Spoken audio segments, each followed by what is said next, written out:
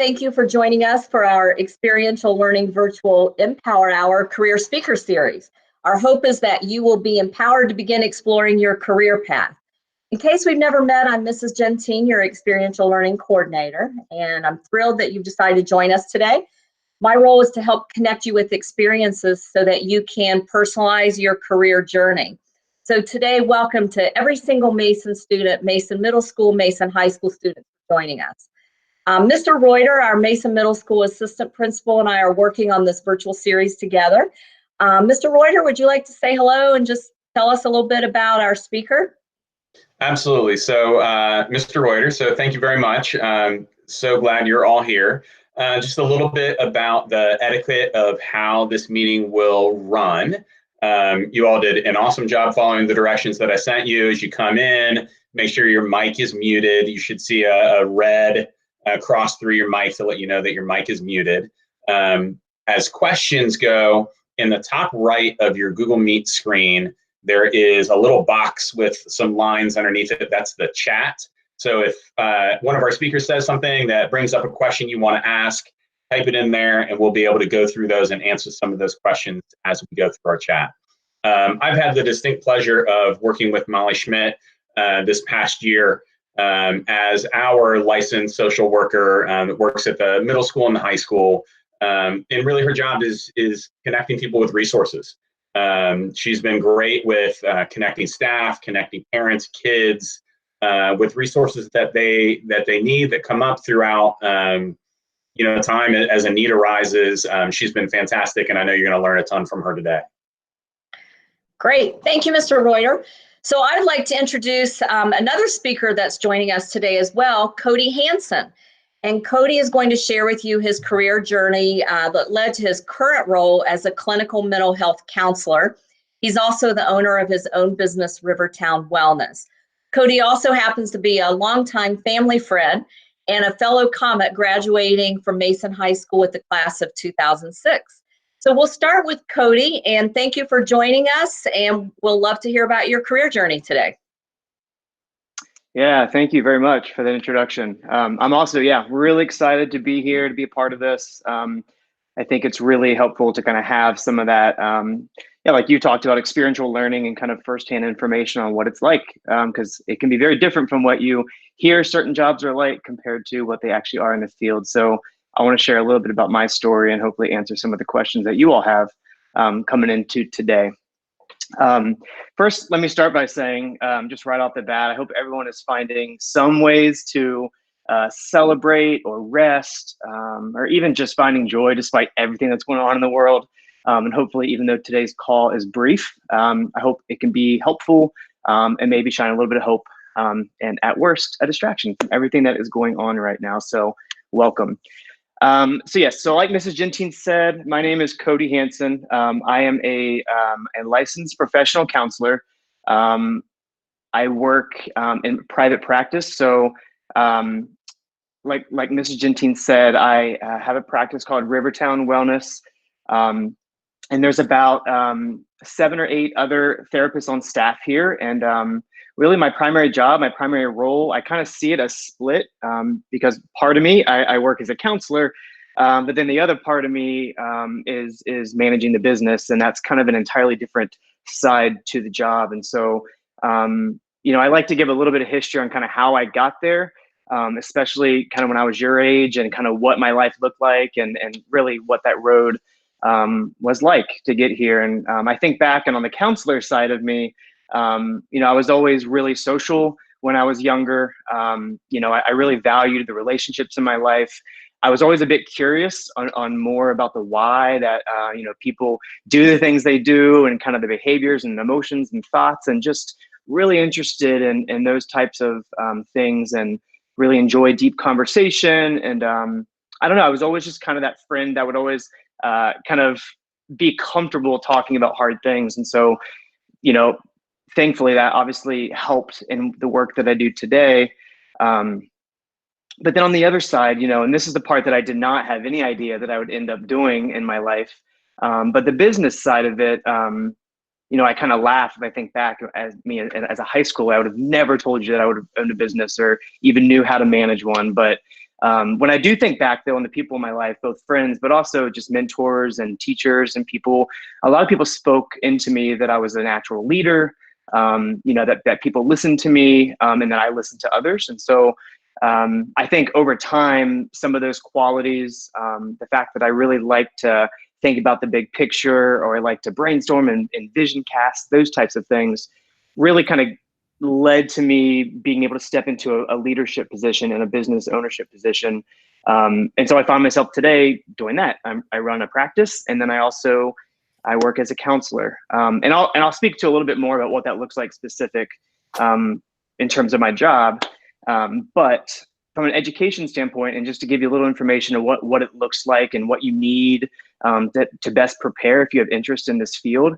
So I got my undergraduate degree. I got a Bachelor of Arts from the University of Cincinnati, and it was in psychology. And there's a lot of other kind of related degrees that would, prepare you well for this type of job. But I got my bachelor's in psychology. And then that led to me going to get a graduate degree. I got a master's degree in something called clinical mental health counseling. And so that was a 2 to 3 year program. So it was about all in all about 6 to 7 years of schooling to get that degree.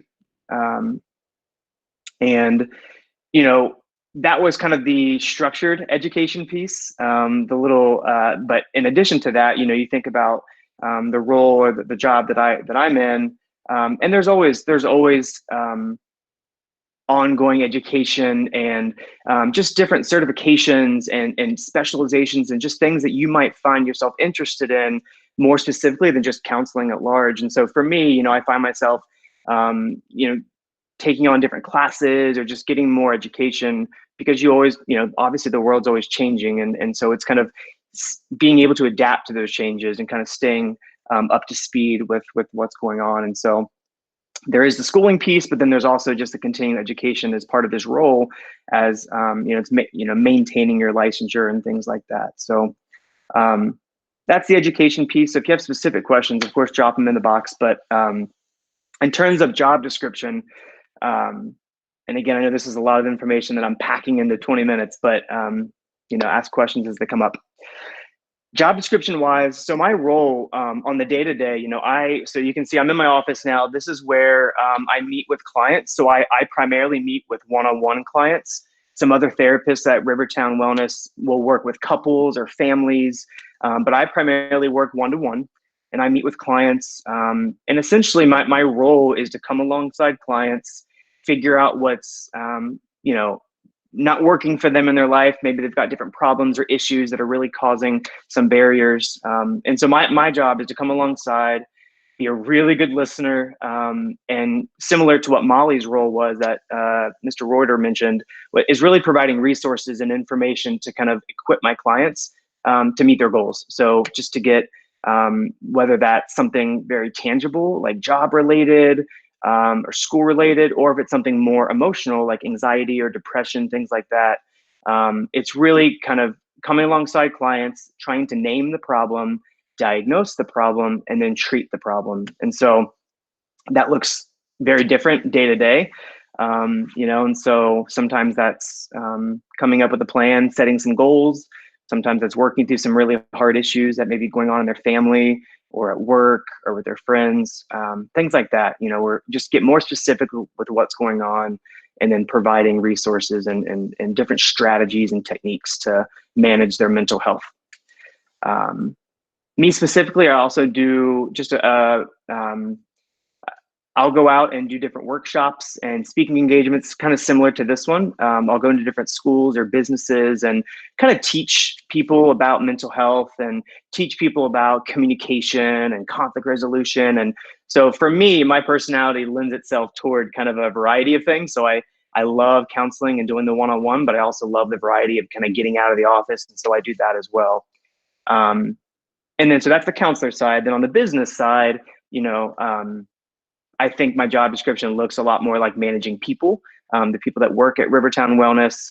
It looks a lot like managing the practice, going out there and marketing our practice, networking, meeting people. So I've got to do well at balancing those roles, because that could very quickly become overwhelming. But that is kind of the other side of it that is at least unique to this field if you did go the business management route. But I'll speak to it in a little bit. There are definitely many options in counseling. So skill wise, in terms of some of the things that came to my mind that I think about, oh man, like what makes a good counselor?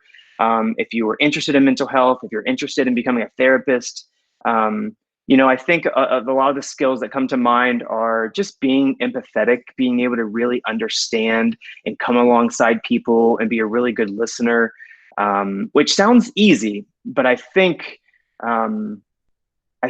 listening is harder than some of us might think sometimes. And I think even in our culture, so many of you are aware how fast the world moves and how fast we have access to just information and change. And it's really hard to just pause and slow down and listen well. So that's kind of like the top, when I think of the skills that counselors need, that comes to mind. But also, being able to set healthy boundaries. I think this job is unique in that you are stepping into really messy places sometimes with people, and you're kind of, learning about their lives, and they're kind of letting you in. And so being able to have really healthy boundaries in terms of, A, how much you work, but B, kind of being able to kind of step outside of that when you get home and you enter back into your life. As a lot of you would imagine, in counseling and therapy, there's a lot of hard things being talked about. And so since I'm a human and I'm a person as well, sometimes that bleeds into my own life. And so you have to set really healthy boundaries and learn to kind of compartmentalize in a healthy way.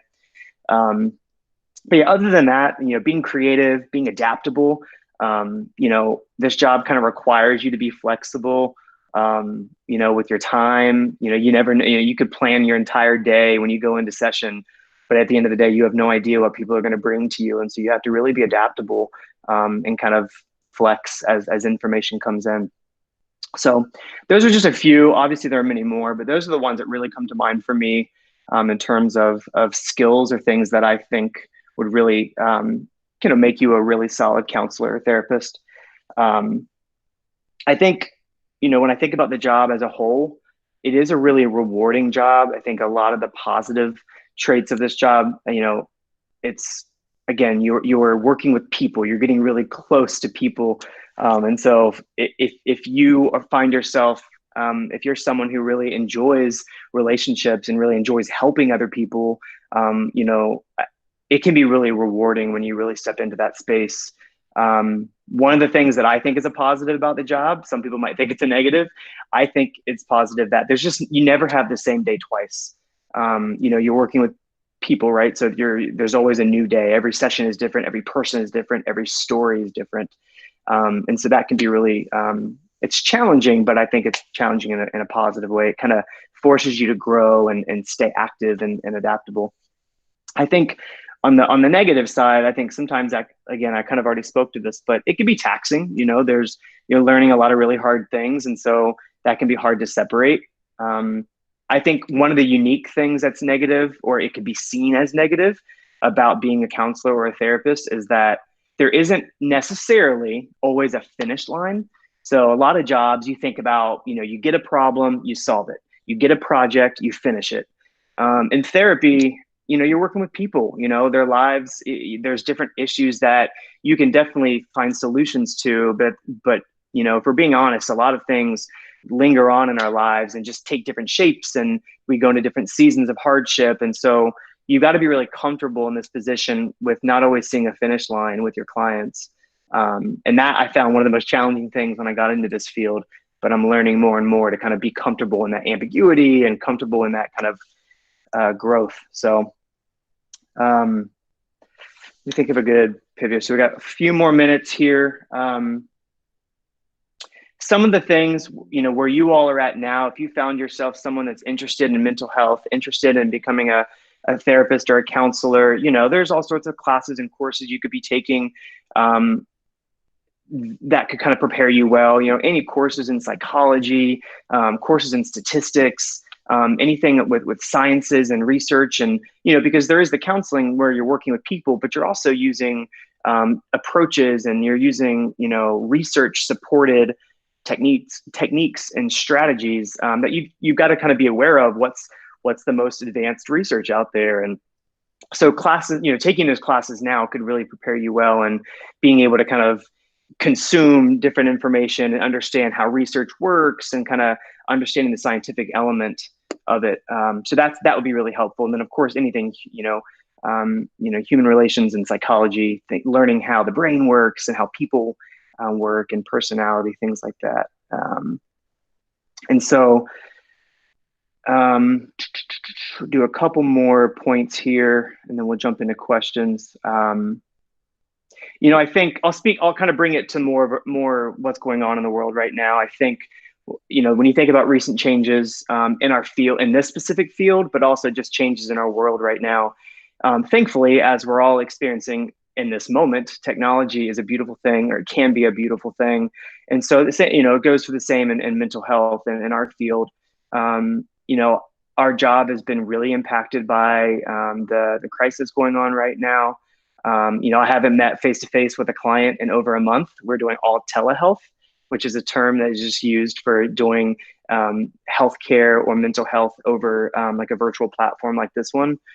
So I'm working, I'm learning to adapt and meet clients where they are, via a video session. So that's really different. I'm really grateful that we have that resource, but it's hard, and you really got to kind of flex and be adaptable. And so that's kind of that's probably the most obvious kind of recent change, that's kind of impacted us, especially being, what you all have heard this term, I'm sure, being an essential worker.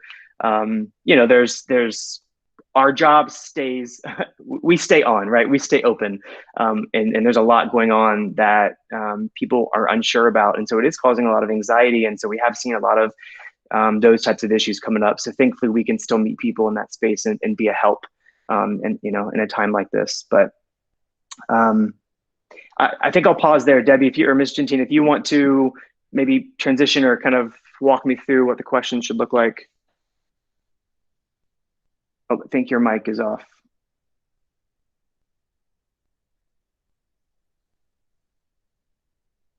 Sorry, guess it would be helpful to put the mic on, huh? There we go. I see 6 questions that have come in, so you can scroll through those and answer, see if you've already answered any of them or not. If you have, feel free to move past those, but any new ones, go ahead and answer those. And students who are with us, up in the top right corner, if you would like to use the chat to go ahead and submit questions, Cody would be happy to answer those over the next few minutes. Great. Yeah, no, these are great questions so far, guys. The first one I see here is that it says, I know that everyone has hard days, which that is the truth. Is it a struggle to help others when your mental health might not be the best? That is an excellent question. Yes, that's the short answer. It is a struggle. And if we're being honest, we all have our hard days. And this brings me back to a question that I didn't address earlier about leadership. And one of the questions that I was sent was, what is your greatest lesson on leadership? And, people want to follow someone or listen to someone that is honest and safe rather than right. And so for me in this space, you have to take care of yourself. You have to know yourself well enough to understand and be honest about when you're not in a headspace. I'll give you a great example. The first week, all this coronavirus stuff came out.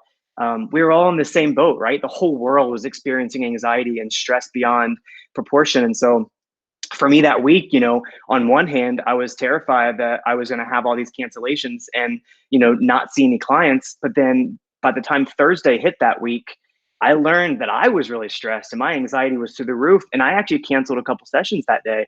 I was scared that I was going to be canceled on, and I found myself canceling just for, half a day because I needed to go home and kind of be with my family and kind of reset. And so, yeah, you have to get your own help. You have to kind of be aware of what your blind spots are. And it kind of goes back to setting healthy boundaries. So really, really good question. Yeah, that's how I'll answer that one. Let me see here. Did you have any internship experiences? Really good. Yeah. So back to education, part of that master's degree, the master's program when you're in graduate training, I would say maybe the last third of the program is field experience. And so you start out, at least on this degree, the clinical mental health counseling degree, you start out with 1 semester of what we call practicum, which is similar to internship, just less intensive. And then you transition into 2 semesters of internship. And that internship, you get placed in different, a different agency or a different practice, and you get client experience. You kind of sit in on other therapists with their clients, and you start to kind of see your own clients, and you actually there's different approaches that different schools take. But it was really valuable. You start to kind of get that face-to-face experience. You have all your opportunities to mess up and say stupid things and kind of learn the ropes a little bit. And, it's a very valuable experience. And it's probably the most helpful piece of the program. Did you go to medical school? Another good question. And this will kind of bleed into the related jobs, which I'm sure Molly will speak to a little bit as well, because we're kind of in the same field. I did not have to go to medical school. So something very, it's important to discern is, counseling and mental health compared to psychiatry is kind of where we draw that line. So in psychiatry is where you have to go to medical school. And a psychiatrist is someone who focuses more on the body and the brain and looking at what medication is best to be prescribed to treat mental illness. And so the reason I chose this field over psychiatry is kind of going back to what I talked about earlier with relationships and kind of working with people in counseling and in therapy. You're meeting with people much more regularly and much more intensively. In psychiatry, because it's more medical, they don't always have as much time to really get into the trenches with their patients. It's more about, hey, what are your symptoms? Let's diagnose and let's treat and kind of get on a medical regimen or a medical plan. Whereas in counseling, it's more of, hey, let's collaborate with the psychiatrists, let them prescribe the medication, and then we will kind of create a treatment plan together. And we do more of the talk therapy. We walk through some of the different theories in counseling. We walk through different skills and strategies and that kind of thing. So that would be the major difference there. There is no medical school required for therapy or counseling. And I'll say this too, a lot of people get confused when I say therapist versus counselor. So my degree, my license is a counselor.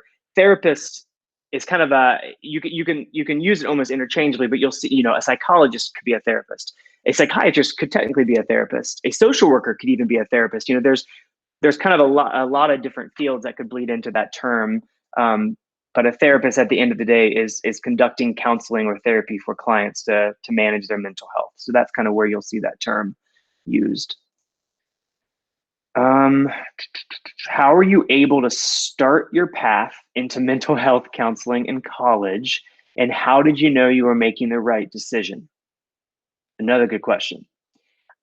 I didn't know I was making the right decision, right? So this kind of goes back to this idea and this kind of skill of being adaptable and kind of sometimes we have to be really comfortable with not always being certain of a career path, but being, confident that you can do something well, even if you don't have all the answers or you don't know what the future holds. And so for me, I did maybe 4 different majors before I landed in psychology and counseling. I was in news writing and reporting. I was in communications. I did a handful of things before I landed here, and I wasn't really sure. I adapted and pivoted as I learned new information or as I learned about myself more and more, and kind of paid attention to what I was interested in and what the people around me were saying. So yeah, I think that even when I graduated in psychology from UC, I didn't know I was going to be in counseling. I didn't even know what I was going to do. I ended up finding that out later on and kind of finding that road into counseling. Once I found the program at Northern Kentucky University. So I think that, it's probably tough for me to say specifically what led me into that specific counseling degree, but I do know I did not know that at first. It was a lot of changes and there was a lot of conversations, a lot of frustrations, but it's really being resilient through that. And asking people around you and using your resources, that kind of thing. So yeah, how did I know I was making the right decision? I really didn't. But I know now that I'm passionate about what I do. I love what I do. It's got its downsides, which every job does. But it's kind of sticking to the core and reminding myself, why I do what I do. So let me see. I'll try to get a couple more here. Let's see. What kind of jobs did I have before I got here? That's a really good question. So in high school, completely irrelevant to what I do now, I actually worked in the food industry for probably a decade before I ended up landing into different jobs that got me into this field. So again, speaks to, we don't always know where we're going to land, even based on where we start. But I ended up getting into more jobs. I was actually, when I graduated from UC in psychology, I took a research position at Cincinnati Children's Hospital. And that actually kind of was kind of a catalyst for me getting into research a little bit. And I got into pharmaceutical research. So for about 5 years, I actually ran studies, working with patients who were trying out new drugs, new medications, I should say, for different diagnoses. And so for a while, I was doing all sorts of different trials, but I ended up getting to ones that were more relevant to mental health. So I got on depression studies and anxiety studies, and that really sparked some of the interest in working with that population and really getting into counseling. So that was kind of my path in terms of, jobs that were relevant. But then, of course, in practicum and internship, I was working. I worked at a homeless shelter. I worked, at a church for a little while. Just different places that kind of got me that experience over time, which, I found all through the school and the program and the resources that I was able to tap into. So I'll pause there. I know I don't know if I've got time for one more, but I'll let you, Mr. Gentine, kind of speak into that. You got to get your mic, sorry. I think another minute or two if you have the time. Cool. No, that's great. So let me look through here. How long do you work, and is there a lot of stress in your job? Good. Good question. So on the practical, more tangible level. So I would say that I probably work on average. I really do keep it around 40 to 45 hours a week. I'm sure if I factored in time that my brain was, focused on something business related that I wasn't actually working, it's probably a little bit more than 40 or 45. But I really do. I try really hard to practice what I preach, and really set those boundaries. In the beginning, it was kind of all over the place in terms of my hours because I was establishing a business. I was trying to get, a clientele built up. But I would say, I do keep it to where, my evenings and my weekends are pretty protected. I do realize that in this field, that is a little bit rare because when we work with people, a lot of people need evenings and weekends, especially when you start working with families and couples and when you're trying to coordinate schedules with multiple people. It does get a little trickier. And, a lot of my colleagues find themselves working evenings and weekends. But for me, I've been fortunate enough to be in a place where I kind of set some of those boundaries and I really try to protect that time. And like I said earlier, I've got to really compartmentalize and protect that time with my own family and my own life and take care of myself. And so, but the second part of that question asks how stressful it is. Man, it comes in waves. It changes. Some weeks and some months are quieter and calmer, and then in some other weeks and months, you see certain tricky situations or crises develop, and you're trained in this program to kind of manage those crises, and you know how to walk people through those crises, but it still takes a toll. And so that kind of speaks back to that self-care piece and making sure you still do the things that where you find rest and you can kind of recharge, and you can only pour out so much before you need kind of poured into. And so I think that stress management, really, you've just got to stay on top of what you do. I think it's really easy as a therapist or a counselor to, preach it and preach it and preach it and preach it, and then forget to do it yourself. And I tell my clients all the time that sometimes I really suck at doing the things that I say you should do. But that's part of life, and you have to kind of pivot and then realize what you need to change and kind of practice that well. So that's how I'll answer that one. I'll answer one more here. I'll go a little bit future oriented to kind of wrap it up. It says, what are your plans for the future? I don't know specifically. I think that, when I think about the future, especially for our practice, we really want to grow and expand in terms of adding other what I would call practices into what we do. So right now we do outpatient counseling primarily. So we don't do any overnight stuff. We don't do any hospitalization stuff. But I would love one day for us to, add in some fitness and physical approaches, some nutrition, some all sorts of different wellness approaches and practices that would really help, I think, come alongside counseling and help us kind of offer a lot of kind of comprehensive services over the years. But from a more big picture perspective, I think that our field in general, it's not going anywhere. People always need help. And with services like telehealth and video counseling, that's really increasing access for people. I think in the next 10 years, we'll see a lot. I hope, maybe this is me leaning more into the hopeful side, but I think we're going to see a lot of change in, what medications are out there, what research is on through neuroscience and looking at the brain. We just don't know a lot about the brain still. And I think we're going to see that continue to grow. And that's really going to improve our field. I think a lot of your generation has helped a lot in reducing the stigma for mental health and counseling. And so I think we're going to see a lot of that stigma continue to reduce. And so I think this field is going to continue to grow. It's going to continue to be a necessity for our society. So yeah, I think the future is bright. I just think that it takes a lot of work and focus, and I think we're going to get there. So that's kind of how I'll maybe wrap it up. Great. Cody, there's this little thing called life, and I think we can all expect to have hiccups and troubles along the way. Would you not agree? Yes. And I love how honest you were in that you're human. You're not immune from these hiccups and troubles as well. And it's important to focus on your well-being as well.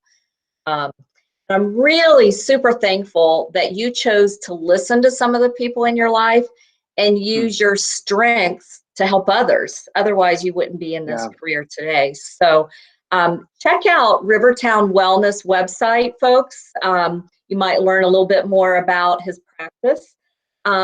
I saw a question come up a few times and you answered one of them about internships. That's my specialty at Mason High School. Unfortunately, right now, we can't do any. However, watch your Schoology class groups because that's where I post them.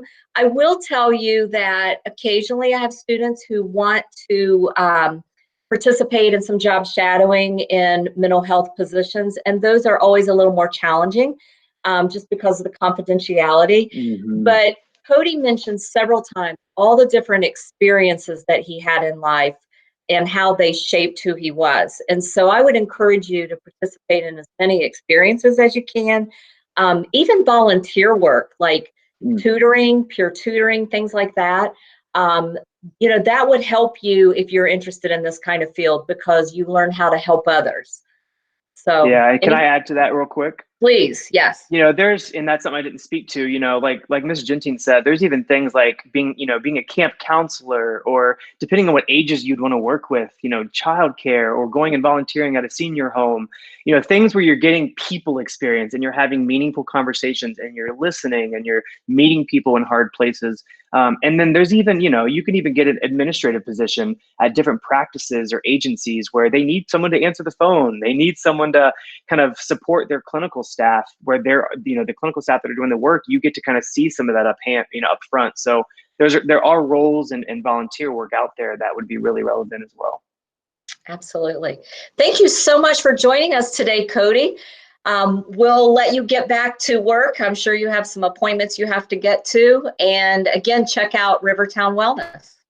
Yes. Thank you so much, everybody, for having me. Thanks. See y'all. Now we'd like to ask Molly to join us. Molly was introduced earlier by Mr. Reuter, and Molly is a licensed social worker for Mason City Schools. And I had the privilege and pleasure of working with Molly on some special projects around the holidays. And Molly, we're thrilled to have you here today, and we'd like to hear all about your career journey now. Thanks, Mrs. Gentine. Hello, everyone.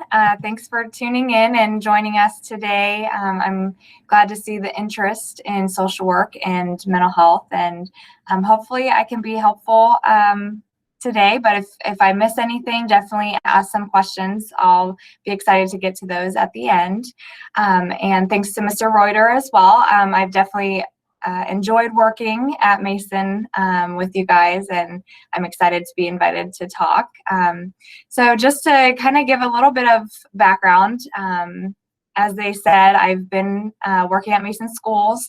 I'm actually employed through Warren County Educational Service Center, and they place lots of workers in schools to help support staff, support families. So I've actually only been at Mason. This is my first year. So any students who are also new, I'm in the same boat with you. This is my first year, but I've been loving it so far. I do resource coordination at Mason. I'm a licensed social worker, and I'm also on the mental wellness team at Mason. So I'll go into a little bit more about my day-to-day role. I've worked closely, like Mr. Reuter said, I work at the middle school and high school mainly, although I do work with families K-12 whenever needs come up that they might need, but I specifically worked closely with a lot of middle school and high school students, so I'm glad to see you all here. So my day-to-day, every day definitely looks different, and every day I get to help others. It's definitely a rewarding job, and that's why I love it. So I help staff members, I help students, I help parents, I help grandparents, and just really connecting them to resources specifically to help remove barriers to students learning. Sometimes it can be hard for students to come to school and focus on learning if there's things going on at home that they're struggling with or that their family is going through, especially financial and basic needs, which can be anything from food to clothing, housing, school supplies. And I also do a lot with connecting students and families to mental health counseling. Like Cody was saying earlier, and what he does, I try to make sure that families have the supports and information and help that they need, specifically around mental health as well. And I do that just by coordinating with families, building relationships with them, with students. I get referrals from staff members at school, and then I reach out to the family. I'll reach out to local community agencies and try to get them connected with that support. And so some of those places that I work with and help families get connected to can be food pantries, social service agencies like St. Vincent de Paul, nonprofits that help get families what they need, local churches, Job and Family Services is a big one, Warren County Health Department. There's lots of agencies out there that I help connect families to. And then during this time, I am an essential worker while the school is closed. Just being a social service worker in the schools. I'm mainly working from home, although I have come down and helped in Mason a couple times since we've been closed. But it's basically doing the same thing, especially now that families are really needing that access to social services and basic needs, helping get them connected to food, like the school meal service. Families are still able to come and pick up meals, and making sure that information gets out to the families who really need it, financial assistance for families, and then just answering questions and letting families know and students know that we're there to support them through other school resources or technology or even counseling. You know, during this time, I've had families interested in getting connected to counseling. And then one big project that I have been working on since the school has been closed is we've had some donated gift cards to Kroger and to local restaurants, and just trying to identify the students and families who could really use that support the most, and helping distribute those gift cards. And that's been an awesome thing that I've been able to do, that I'm glad I've been able to do to help families, and just seeing the community step up and really support others in Mason is awesome as well. So I'll get into a little bit of background of why I chose this career path. So my mom was actually a school teacher. She was a 4th grade teacher at a school district with a lot of low income students. And I can remember her telling me about students in her classroom who didn't have food at home, and actually rode along with her a couple times. Back then, when I was younger, they didn't have social workers in most school districts. And so my mom would drive out to families' homes sometimes and give them food. So I remember that as a kid, and it really stuck with me. And I enjoyed being able to help the families in her class as well. And then it kind of runs in my family. My dad is also a social worker. He was a counselor and worked in adult protective services in Dayton. And my aunt was a social worker. She was in children's services in Columbus and then Children's Hospital. My grandmother was a social worker.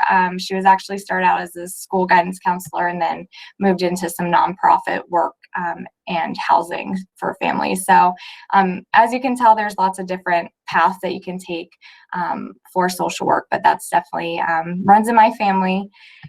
So I decided to go to Miami University. I got my 4-year undergraduate degree in family studies, and then went straight through and did 2 more years to get my master's in social work. And so then after I graduated with my degree in social work, after that 6-year program, I did have to study and pass a licensure exam, and that's what got me my LSW, which stands for License in Social Work. And that basically just gives me some criteria to be able to practice my social work in the school. And so my career path in kind of choosing school, definitely school social work, definitely started in grad school. And I will say that if you're interested in social work, you don't necessarily have to go to grad school. There are bachelor's, the 4-year degree in social work, and you can get your license in social work just with a 4-year as well. But I chose to go to grad school, and while I was there, I got an internship and actually did school-based mental health therapy, which really got me interested in the school social work piece. And then out of college, my first job was in another school district doing really similar work to what I'm doing at Mason now, but it was a rural community schools, a bit smaller and different area, but really similar. And now I've been at Mason a year, and I hope to continue on doing school social work in the future. So real quickly, some tips that I would recommend for you guys thinking, especially those high schoolers thinking about college already, or for any students. I definitely recommend internships. I know that there had been some questions out earlier when Cody was speaking, but definitely internships in high school or especially in college. I interned in my undergrad with a adolescent drug and alcohol program, and then I did my school-based mental health therapy as well. And a couple others, suggestions: studying abroad in college if you're able to do that. I studied abroad in Nairobi, Kenya during my undergrad, and I think it just gives you another perspective, and it's a great experience if you're able to do that. Working for professors in research, if you're able to do that. I was able to work for a professor in college. Whatever field you're in, doesn't have to be social work, but doing some work in research can be rewarding. And then talking to as many different people as you can about their career. So social work, as you might have heard me and Cody discussing, there's so many different jobs that you can do in schools or hospitals or nursing homes, many different populations that you work with, and it's hard to know which one is right without talking to people and asking them. Mrs. Gentine, I see it's 12:46. Do I still have some time to keep going, or should I get to questions? Yes, no, please keep going. That's fine. That was just a general guideline, but thank you. Okay, perfect. Yep, I got a little bit more here that I would just wanted to share with students. So, and then I will get to questions.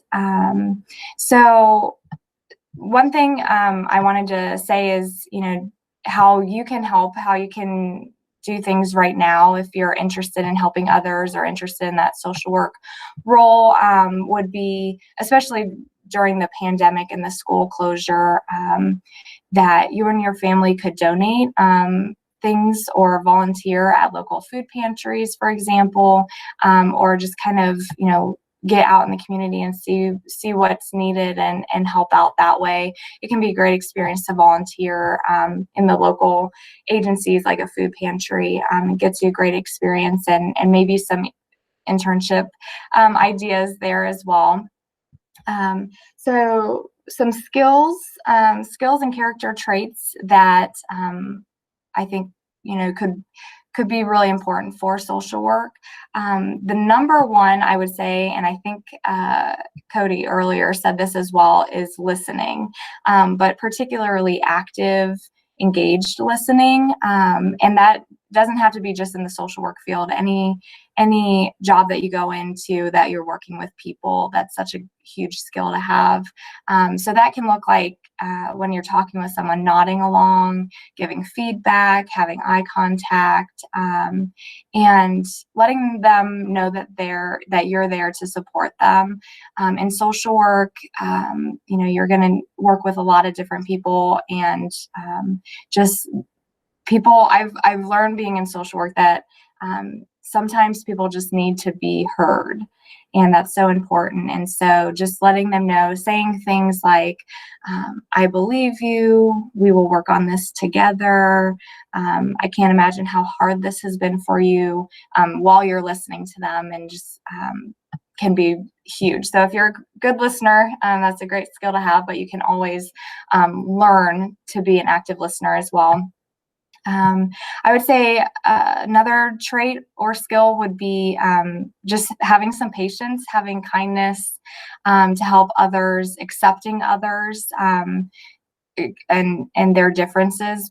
You'll work with a lot of different people in social work that are different from you and have different backgrounds and different experiences. And so being aware of that and really learning to accept everyone is a big part of that. And then there are some writing skills involved. There's some paperwork and documentation and just general communication with others. But I will say I've had a lot of people ask me, do you have to be social or an extrovert to be a social worker? And the answer is no. You can lead by example and don't have to necessarily be the one always talking. Like I said, it's great to be a listener. I'm actually an introvert and often like working behind the scenes. I was pretty shy in school, and I've really learned to I really enjoy my one-to-one conversations with students and clients and individuals, but the longer I've been in the field, the more I've learned, and I've pushed myself to get out there, and you do become more comfortable with communicating with many people, but you don't have to start out being an extrovert or really social, because I definitely am not. And then you find yourself doing things like a speaker series on your career. So that definitely has been a question I've had by students, and don't let that scare you. The term social worker, there's so many different things that you can do to help people and lead by example. You don't have to be out, in the forefront all the time. So let me just see if I skipped any questions that I have on this handout, and then I'll get to some of the student questions real quick. I know that I didn't mention the hours that I work for my job. So I work school days and I work normal school hours. So most of the school year I worked about 7 a.m. to 3 p.m. And I get summer break and spring break. It's a lot like a teacher's schedule, which is pretty nice. And salary, I didn't talk about that. Starting out in this field, I would say it's definitely not a field that necessarily pays a lot starting out. I would say anywhere from $32,000 to $40,000, depending on where you're at and what like background you're in, depending on how many years of school and licensure.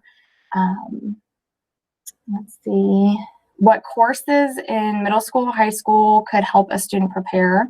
I went to a very small high school, so I didn't get a lot of electives, so I definitely suggest taking advantage of the classes that you do have. So if you can do some languages is always a great thing to have, as well as cultural competency. If there's some cultural classes, you could learn about different populations. Sociology is a good one, or psychology. And then let's see, anything else that I missed here? Did you consider a different career path initially? So actually, yes. I started out majoring in international relations and ended up switching my major to social work. I think I really just wanted to help people, and I wasn't sure in what capacity. So I started out thinking I would help people in other countries and do international relations, but I ended up staying here and working in my own community, which I think is a great decision for myself. And there's a couple questions here about what other places could you work in this career? Could you consider healthcare? So yeah, there's lots of hospital social workers. I actually thought about getting into the healthcare system, and hospital social work is a great field as well. And then other places, there's social workers in nursing homes, in government capacity, social services. So I think hopefully I covered everything, and I can see if there's been a few questions that have come in. Scroll down because I'm not sure at what point they came in for Cody or for myself. So I see one, do you work with the foster system at all? So I do have families that are or students who are foster children, and I will work with the foster parents. And just basically, just like with any other family I would work with, helping them get connected to resources. But I've not actually I'm not worked in foster care where I'm placing students, but I do work with any family, including foster families. Let's see, type of social worker that I know works with children are in foster care. What other types of social workers and what can they do? So like I said, there's hospital social workers. You can work at Children's Hospital, or if you're interested in working with older adults, you can work in nursing homes. There's social workers in a lot of different places that you wouldn't even expect. But those are definitely some of the biggest ones. How does social work involve this foster system and adoption system? And so, like I said, and their social workers do work in children's services. They work with adoption and foster care. A lot of that is through the state, through Job and Family Services. And so that's definitely a role that I don't know a lot about, because I haven't had a lot of experience. But I would suggest for those of you who are interested in the foster care and adoption, working in that field, I think it would be really rewarding. And if you reach out to some people who work in that field and find out more information from them.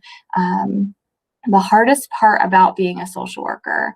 So that is a great question. I would say there are some days that are definitely harder than others, especially when you're working on a certain situation or a hardship that a family is going through, and you just don't necessarily have an answer for them or have a solution right away. And that can be really hard, because you feel like you can't help them in that moment.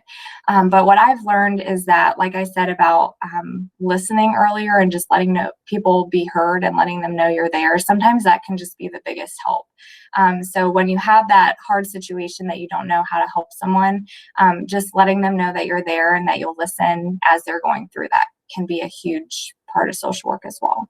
And it looks like the last question here, do you get connected to people you are working with? If so, is it hard when something hard happens? Yes, it is. Social work is all about building relationships, and you do end up getting closer with some of the families that you work with, especially if you're in the school. You might work with a family for many years as the students get older, and so you get connected, and it is hard, but there's definitely some boundaries, and if you study social work in school, you'll definitely learn about some of those boundaries and ways that you can kind of protect yourself from getting too emotionally attached to that situation. But yeah, it's all about relationships. So it's all about connections, and I think that is probably my time. But if there's any other quick questions, I'll take them. But otherwise, I'll turn it back over to Mrs. Gentine. Molly, that was great. It was a great ending, and I think we're all, we have underestimated the importance of relationships until now. Yes. But you certainly are such an example of leading by example, and we just really appreciate the value that you bring to our school system and to all of our students. And it's very obvious that you're in the field because you like to put the focus on others, and we really appreciate that you've chosen this field. I see one more question there, if you want to take that one, and then we'll end. Yep, I see it. So how closely do you work with children or child protective services? So I definitely, I don't work super closely with them on a regular basis, but of course, working with children, working in schools, oftentimes there are reports to children's services, either by other staff members, or if I'm working with a family and have concerns, I've called in to make reports. And it doesn't necessarily happen all the time every day, but there definitely is some connection, and it's good to have a good relationship with the CPS team as they're working with families. And it's kind of everybody in that helping field, we're all there for the same thing, and so it's good to work well with them. So hopefully that answers your question. Great. Well, thank you for joining us today. Students, Molly mentioned earlier in her session the importance of volunteering with many organizations and gaining some of those experiences in the helping field. And we just really appreciate your time today. We will be sending all the students who attended the session today the emails of the guest speakers in case you have additional questions, as well as Cody's website. And thank you so much for joining us today, to everyone. And Molly, thank you so much for taking your time. Thanks. Goodbye. Bye.